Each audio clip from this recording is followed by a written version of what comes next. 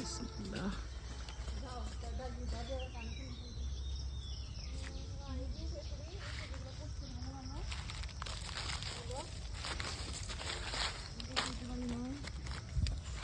অনেক পড়ছে নিচে ভালো। পচা,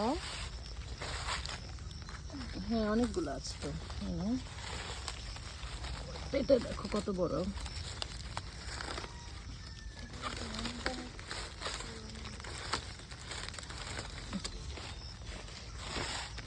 আমার মনে হয় ইনাফ না,